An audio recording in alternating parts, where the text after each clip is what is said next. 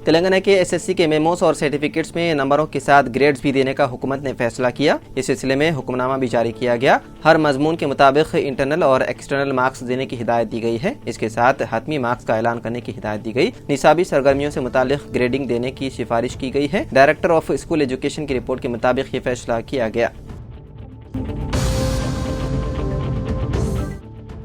गच्चीबोली में वाक़ DLF food street को चंद हफ्तों के लिए बंद कर दिया जाएगा। बताया गया है कि रोड वाइंडिंग की वजह से ये फैसला लिया गया। खाने के शौकीन अफराद के लिए यह हैदराबाद के मशहूर हैंग आउट मकामात में से एक है। 1 किलोमीटर से ज्यादा लंबी इस गली में खाने पीने के तकरीबन 200 स्टॉल्स हैं। फूड स्ट्रीट देर रात का पसंदीदा स्पॉट रहा है। ताहम हुक्काम ने निशानदही की है कि आर्जी खाने के स्टॉल्स और पार्क की गई गाड़ियां औकात के दौरान उन सड़कों के एक बड़े हिस्से पर काबिज होती हैं, जिसकी वजह से ट्रैफिक की रफ्तार सुस्त हो जाती है और ताखीर होती है। अहदेदारों का कहना है कि सिर्फ 60% मुसाफिर शाम के वक्त इस रास्ते को तरजीह देते हैं, बाकी मुतबादिल रास्ता इख्तियार करते हैं।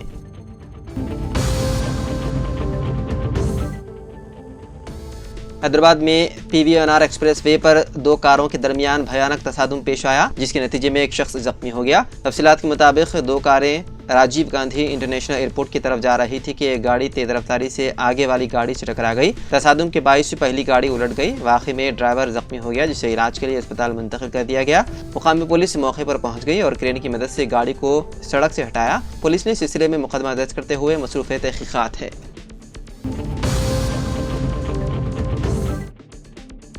BRS की यौम तासीस की तकरीब के दौरान BRS सरबराह की जानिब से किए गए रिमार्क्स पर तेलंगाना के वज़ीर आला रविंद्र रेड्डी ने शदीद रद्द-ए-अमल का इजहार किया और KCR के खिताब को तनक़ीद का निशाना बनाया। उन्होंने कहा कि यह खिताब इंतकामी ज़हनियत से भरा हुआ था। रविंद्र रेड्डी ने कहा कि KCR सरकारी खजाने को खाली करके हमारी तरफ बेबुनियाद इल्ज़ामात आयद कर रहे हैं। BRS पर अवाम का एतमाद अब खत्म हो चुका है। KCR ने अपने खिताब में अदम तहफ़्फ़ुज़ और परेशानी का इजहार किया। उनका खिताब निहायत ही मबहम और गैर वाज़ेह था। रविंद्र रेड्डी ने कहा कि KCR और मोदी हालात के मुताबिक अपनी बातें बदलते रहते हैं। मुल्क को इंदिरा गांधी जैसे रहनुमा की जरूरत है जो सच्चे मानों में कौम की क़ियादत कर सके।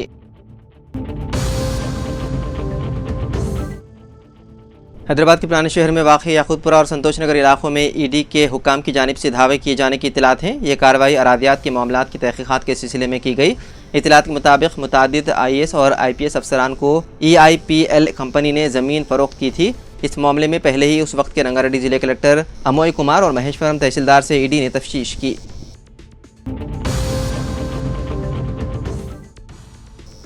उत्तर प्रदेश में नाजायज़ कब्जे के इल्ज़ाम में हिंद नेपाल सरहद के 15 किलोमीटर के दायरे में कम से कम 20 मसाजिद और मदारिस को शहीद कर दिया गया। हुकूमत का कहना है कि रियासत के मुख्तलिफ अदला में नाजायज़ कब्ज़ों के खिलाफ मुसलसल कार्रवाई जारी है।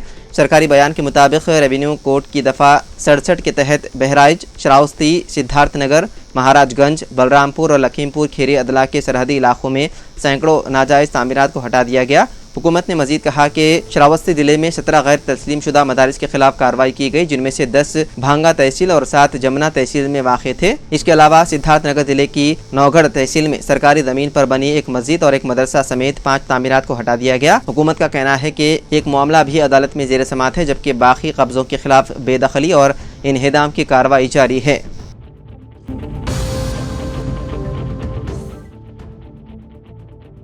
हैदराबाद के दोमलगुड़ा पुलिस स्टेशन हदूद में वाक़ हिमायत नगर के पंजाब नेशनल बैंक की इमारत में लिफ्ट के अंदर एक शख्स को बेदर्दी से कत्ल कर दिया गया। नामालूम अफराद ने उसे कत्ल करके नाश लिफ्ट में फेंक दिया और फरार हो गए। पीर की सुबह जब बैंक के अमले के अफराद ड्यूटी पर पहुंचे तो उन्होंने लिफ्ट में खून में लथपथ नाश पड़ी देखी और खौफजदा हो गए। उन्होंने फौरी तौर पर पुलिस को इत्तला दी। इत्तला मिलते ही सेंट्रल जोन DCP शिल्पा वली मौके पर पहुंचे। क्लूज टीम ने शवाहिद इकट्ठा किए। कत्ल के तरीके से जाहिर होता है कि ये किसी पुरानी दुश्मनी का नतीजा था और इंतहाई बेरहमी से कत्ल किया गया। पुलिस ने मामला दर्ज करके तहकीकात शुरू कर दी। पुलिस इस बात की तफ्तीश कर रही है कि मकतूल कौन है और कत्ल किसने किया। CCTV फुटेज का भी जायजा लिया जा रहा है। अगर सोनिया गांधी नहीं होती तो 100 KCR के जरिए भी तश्कील तेलंगाना मुमकिन नहीं होता। ये रिमार्क्स रियासती वजीर पूनम प्रभाकर ने BRS सरबराह की जानिब से की गई तनकीदों पर किए। केसीआर के रिमार्क्स के खिलाफ दिल्ली में कांग्रेस की जानिब से एहतजाजी मुजाहरा किया गया। इस एहतजाजी मुजाहरे में रियासती वजीर ने शिरकत की। इस मौके पर सोनिया गांधी की तस्वीर को दूध से नहलाया गया। रियासती वजीर ने कहा कि केसीआर को अपने इस बयान से दस्तबरदार हो जाना चाहिए जिसमें उन्होंने कहा था कि तेलंगाना की नंबर 1 विलन कांग्रेस पार्टी है। रियासती वजीर ने यह भी याद दिलाया कि यूपीए इत्तेहादी जमातों को कायल करने में तेलंगाना के अराकीन असेंबली और पार्लियामेंट के अराकीन की मुश्किलात के बावजूद सोनिया गांधी ने तेलंगाना के क़याम में ताउन किया।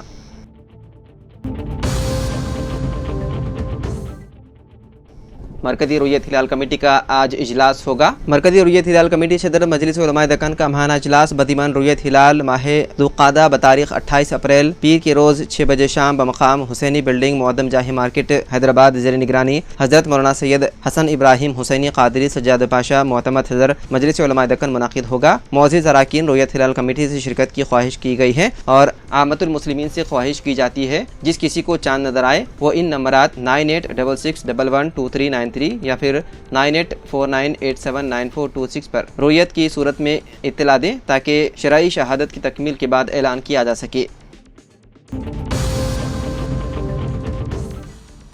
इम्तिहानात में नाकामी के खौफ से 10वीं जमात की तालिब इल्म ने खुदकुशी कर ली। हैदराबाद के इलाके अलवाल वेस्ट वेंकटापुरम से ताल्लुक़ रखने वाला 15 साला संजय कुमार वर्गल सरकारी लड़कों के हॉस्टल में तालीम हासिल कर रहा था। 10वीं जमात के इम्तिहानात के बाद संजय तातिलों में अपने घर आया। उसे मालूम हुआ कि इम्तिहानात के नताइज 2-3 दिन में आने वाले हैं। नताइज में नाकामी के खौफ से संजय कुमार ने पंखे से फांसी लेकर खुदकुशी कर ली।